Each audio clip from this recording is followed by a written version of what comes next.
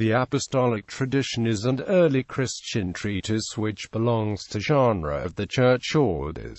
It has been described as of incomparable importance as a source of information about church life and liturgy in the 3rd century. Rediscovered in the 19th century, it was given the name of Egyptian Church Order. In the first half of 20th century, this text was commonly identified with the lost Apostolic Tradition presumed by Hippolytus of Rome. Due to this attribution and the apparent early date of the text, this manual played a crucial role in the liturgical reforms of mainstream Christian bodies. The attribution of this text to Hippolytus has since become a subject of continued debate in recent scholarship. If the Apostolic Tradition is the work of Hippolytus of Rome, it could be dated before AD 235 and its origin would be Rome, and this date has been defended in recent scholarship by Brent and Stewart. Against this, other scholars believe that the key liturgical sections incorporate material of separate sources, some Roman and some not, ranging from the middle 2nd to the 4th century, being gathered and compiled on about AD 375 to 400, probably in Egypt or even Syria. Against this, other scholars have suggested that the Apostolic Tradition portrays a liturgy that was never celebrated.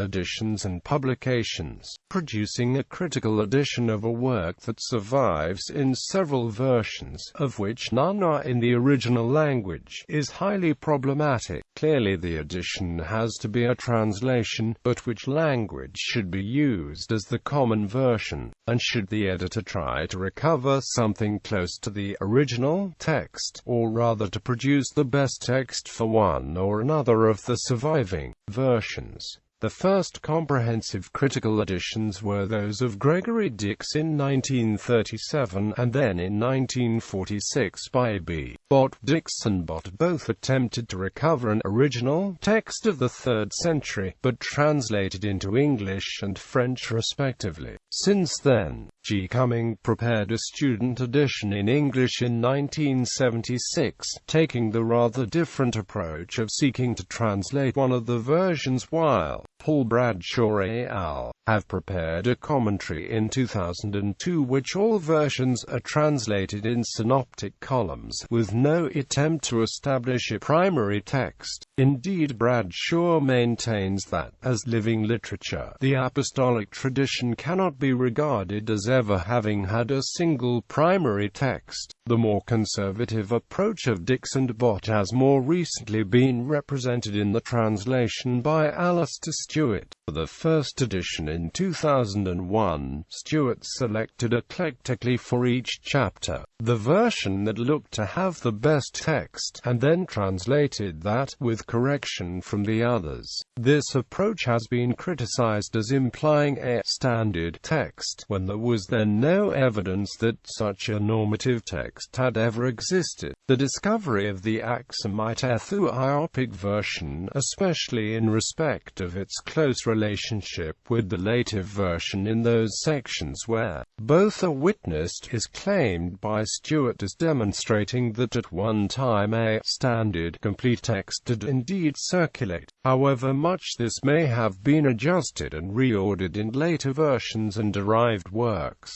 Stewart's second edition of 2015 mainly takes the Latin version as its base text, and translates the Aksumite Ethiopic for the most part for those chapters not witnessed in the Latin.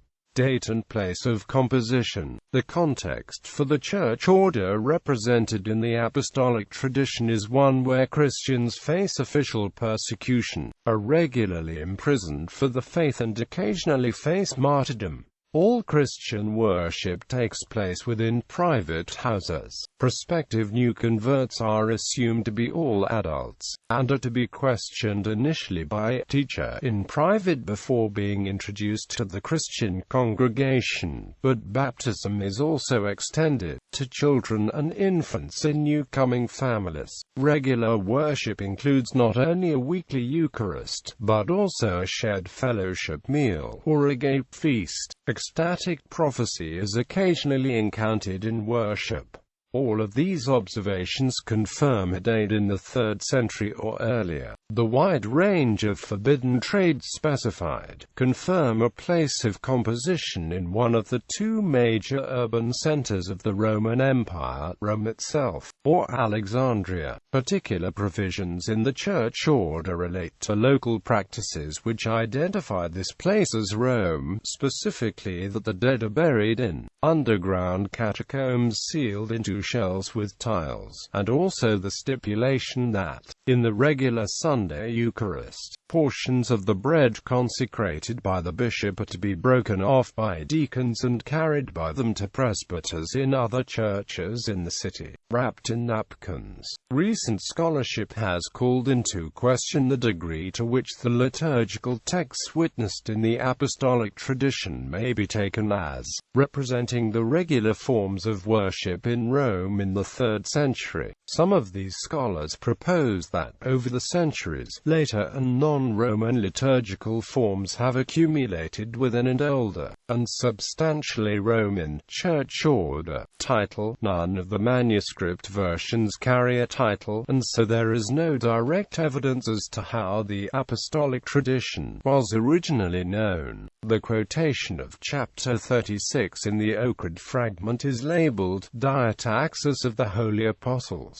given through Hippolytus, and this has been plausibly suggested as the probable title under which the whole text of the Apostolic Tradition circulated in Syria. The epitome of the 8th book of the Apostolic Constitutions refers to regulations of the Holy Apostles concerning ordination through Hippolytus, which could be an expansion on the same title. The commonly used title, Apostolic Tradition, depends on identifying this work with an item on a list inscribed on a statue, once thought to be of Hippolytus, now in the Vatican Library. Aside from the statue certainly not depicting Hippolytus, there is no clear evidence for the inscribed list as being proposed to comprise Hippolytus's works. Alistair Stewart points out that Apostolic Tradition denotes a genre rather than a particular work, as all church orders aspire to convey apostolic tradition. He also points out that the title on the statue ought properly to be read over 2 lines, which could then be rendered as on spiritual gifts, the Apostolic Tradition. This could indeed well be the title of this work, as the first sentence of the current 1st chapter states, "Those things then, concerning spiritual gifts which are worthy of note, we have set forth." On the face of it, this would imply an earlier, lost section setting out how God creates spiritual gifts within individual believers, as a prelude to the surviving initial discussion of rites of appointment and ordination.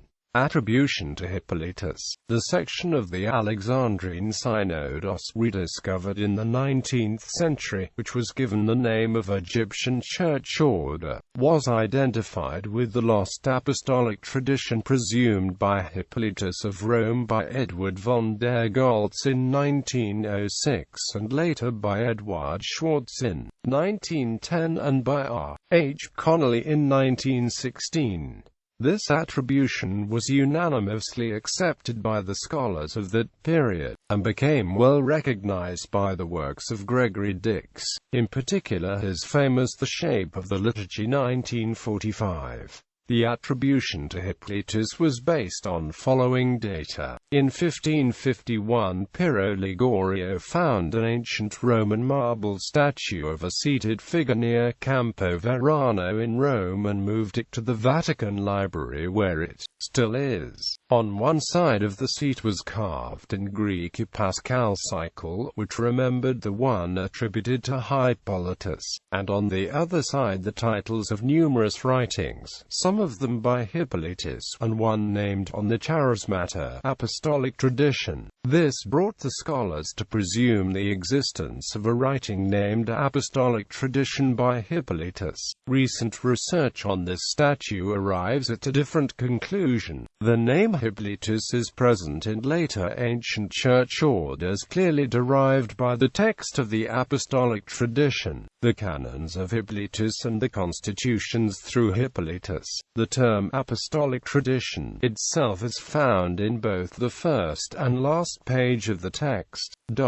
The attribution of the Apostolic Tradition to Hippolytus of Rome have been recently under heavy attack. Thus, according to recent scholars, the Apostolic Tradition is or a work written by another priest named Hippolytus but lived probably in Alexandria, or it contains material of separate sources ranging from the middle 2nd to the 4th century. The reasons given to support this understanding are the following. The statue found in 1551 was without head, and the present bearded head was added later by Ligorio himself. The statue was very probably carved as a copy of a famous statue of the Mister of Lampsacus, a woman. The list of engraved titles includes many works which aren't by Hippolytus, while it lacks most of the works surely ascribable to him. This sculpture was probably placed in the ancient library of the Pantheon personifying one of the sciences, and the engraved list could be the catalogue of volumes kept nearby, a common use in ancient Rome. The title engraved on the statue refers also to charismata, but the Apostolic Tradition doesn't deal with this argument. The name Hippolytus is found in transmission of the Church Orders only about 1 century and a half after his death. The reference to Hippolytus and to a tradition coming from the Apostles in later Church Orders can be easily explained with the high level of pseudepigraphy typical of this genre. The probable original title of this treatise was discovered in 1975 on a Greek fragment, and it is not the one engraved in the statue's basement. The form of liturgy it describes are quite different from the other information we have about the Christian uses in ancient Rome, and are by far more in line with the forms of church life in Alexandria or in Syria.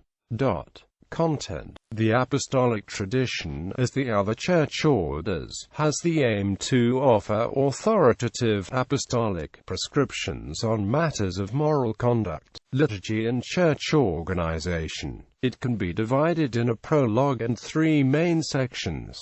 The chapter numbers and order are those of Bot. The first section, chapters 2 to 14, deals with the rituals of the organization of the Church, and it follows a hierarchical order starting from the bishops up to the lower levels of the structure. The content can be summarized. Chapter 1. Chapter 2 on bishops. Chapters 3, prayer for the ordination of a bishop.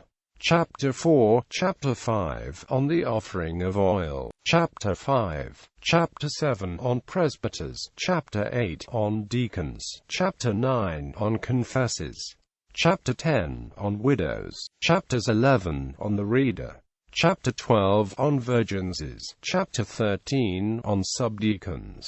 Chapter 14, on a spiritual gift.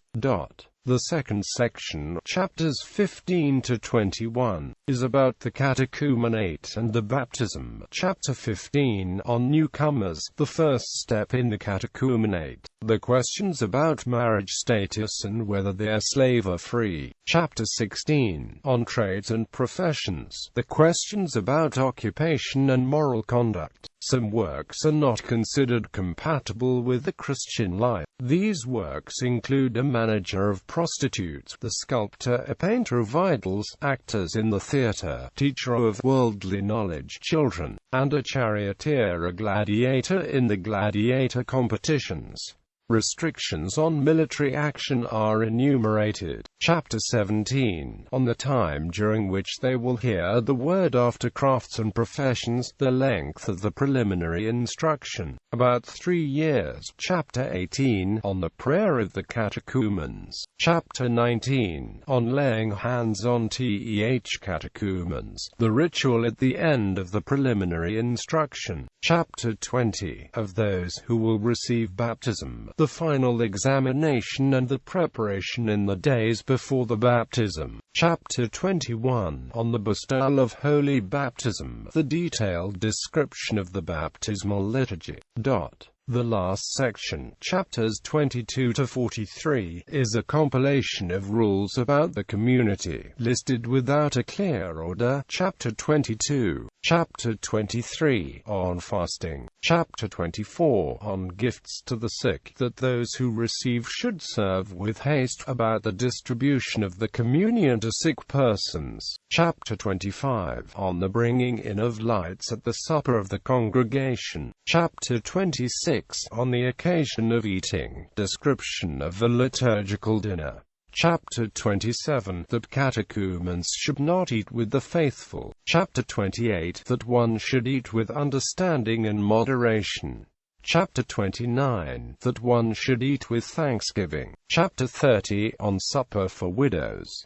Chapter 31, on the fruits which it is right to offer. Chapter 32, on the blessing of fruits. Chapter 33, that nobody should touch any food at the Pascha before the proper time. Chapter 34, that it is proper for deacons to attend on the bishop.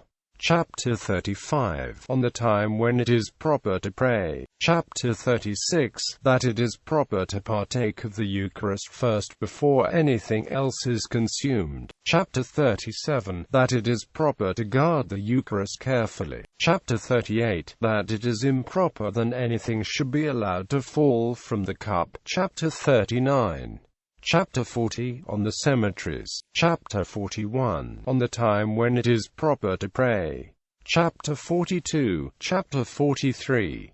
Fortune. The text of the Apostolic Tradition was part of three main ancient collections of the Church Orders: the Alexandrine Synodos, the Aksumite collection and the Verona Palimpsest. Being included in the Alexandrine Synodos, it was held to be authoritative in Asia Minor, Syria, Egypt and Ethiopia, where it was copied and re-edited. The Apostolic Tradition was also used as basis for great part of the 8th book of the Apostolic Constitutions, which had a great diffusion in antiquity. Also the ancient canons of Hippolytus, Testamentum Domini and Epitome of the 8th book of the Apostolic Constitutions derive from it. The text of the Apostolic Tradition, believed to be authentically a work describing the early 3rd century Roman liturgy, has been widely influential in liturgical scholarship in the 20th century, and it was one of the pillars of the liturgical movement. The anaphora included in Chapter 4 was extensively used in preparing reforms for the Book of Common Prayer and the United Methodist liturgies, found in the current United Methodist hymnal. This anaphora is also the inspiration for the Eucharistic Prayer N2 of the Catholic Mass of Paul VI. The Roman Catholic Prayer of Ordination of Bishops, renewed after the Second Vatican Council, has been rewritten and based on the one included in the Apostolic Tradition.